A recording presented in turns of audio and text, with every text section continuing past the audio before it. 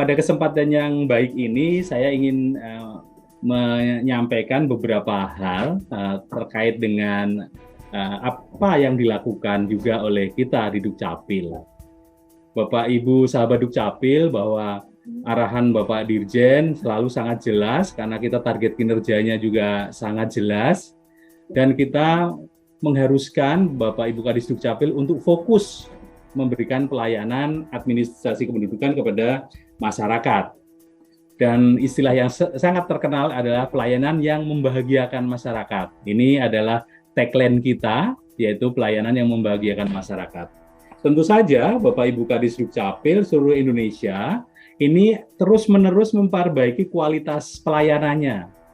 Tentu saja yang di era milenial sekarang tentu saja internet atau online yang menjadi rujukan atau yang dikembangkan.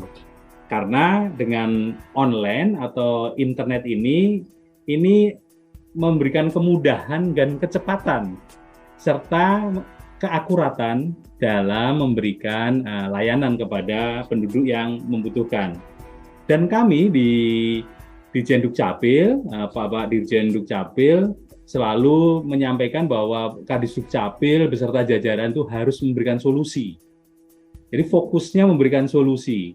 Menerima banyak masalah dari bawahan, dari masyarakat, dari kondisi, namun tetap arahnya adalah memberikan solusi. Solusi-solusi yang memudahkan, solusi-solusi yang aktif yang memudahkan masyarakat dalam mendapatkan pelayanan. Bapak Ibu sahabat Dukcapil juga bisa melihat target kinerja di tahun depan kita sudah naik. Setiap tahun itu naik, setiap semester kita akan coba indikatornya menyesuaikan dengan capaian-capaian kinerja. Kami juga menambah indikator-indikator yang agar Kadis Dukcapil terus berinovasi, kemudian juga terus melakukan kerja jemput bola, perekaman, kartu identitas anak, kemudian yang masih cukup perlu dikejar adalah buku pokok pemakaman atau akte kematian. Ini menjadi target-target kita semua di Dukcapil. Bahkan yang sedang ini adalah identitas kependudukan digital. Nah, identitas kependudukan digital ini kita pada saat ini di tahun 2022 akhir bahkan ini sudah melakukan kegiatan strategis yaitu Goes to Campus, yaitu Dukcapil Goes to Campus, ke kampus-kampus untuk memperkenalkan dan memberikan pelayanan identitas kependudukan digital. Karena Kadis Dukcapil mempunyai target yaitu 25% dari total perekaman. Nah, lanjut. Nah, ini informasi tentang data kependudukan Indonesia. Berapa sih penduduk kita ini? Penduduk kita tuh cukup banyak, sahabat Dukcapil, 275 juta lebih. Laki-lakinya, perempuannya, tapi laki-laki masih lebih banyak daripada perempuan. Kemudian informasi tentang penduduk yang paling sedikit dan paling banyak. Di mana sih? Ternyata yang paling sedikit itu ada kalau provinsi itu di Kalimantan Utara.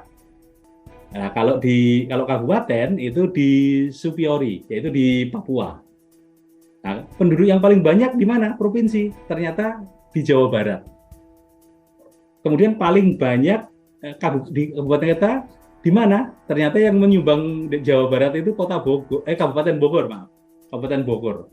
Penduduknya 5,3 juta lebih. Ini data kependudukan. Kalau dilihat dari pulau Jawa itu masih menduduki yang tertinggi yaitu 56,01%.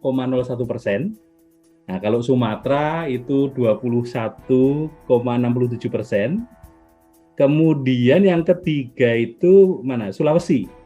Nah, Sulawesi 7,42. Kemudian Kalimantan. Selanjutnya Bali, Nusa Tenggara, dan yang terakhir Maluku dan Papua. Ternyata itu peta penduduk kita di Indonesia ini. Sebagai informasi, Bapak Ibu sahabat Dukcapil. Kemudian wajib KTP di tahun 2022 ini berapa? Yaitu 201 juta jiwa lebih. Kemudian yang sudah merekam KTPL itu 198 lebih, mau 199. Jadi kalau di persentase bahwa wajib KTP itu 100%, maka baru 98,94.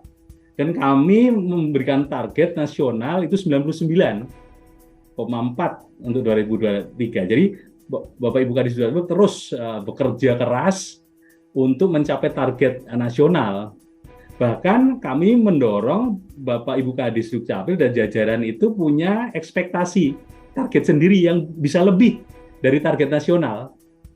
Nah, dengan inovasi-inovasi itulah maka diharapkan ekspektasi pimpinan itu bisa melebihi target daerah maupun bahkan target nasional. Itu harapan kita dan kita terus satu barisan bergerak maju untuk memenuhi target kinerja yang harus kita capai di tahun 2023 yang dipersiapkan di tahun 2022 akhir ini. Lanjut. Nah, ini mungkin lanjut. Ini contoh. Mungkin Bapak Ibu sahabat Dukcapil, saudara-saudara, ada yang belum belum ngeprint lagi atau punya KK yang baru yang sudah QR code. Masih banyak mungkin yang pegang yang cap kemudian tanda tangan dan dilaminating ya kalau nggak salah. Zaman dulu. Nah, sekarang kita bisa mengupdate kapanpun apabila ada perubahan data. Kemudian nanti Dinas Dukcapil cukup mengirimkan PDF-nya ke handphone. Kalau ada handphone, ada jaringan internet, ya tentu saja dari Dukcapil akan mengirimkan dan Bapak Ibu tinggal print saja kartu keluarga karena sudah berbentuk QR code tanpa tanda tangan basah dan cap basah.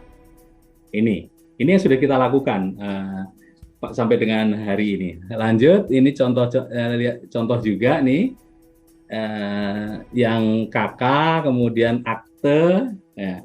Akte kelahiran nih yang lama masih menggunakan security printing ya, kertas security.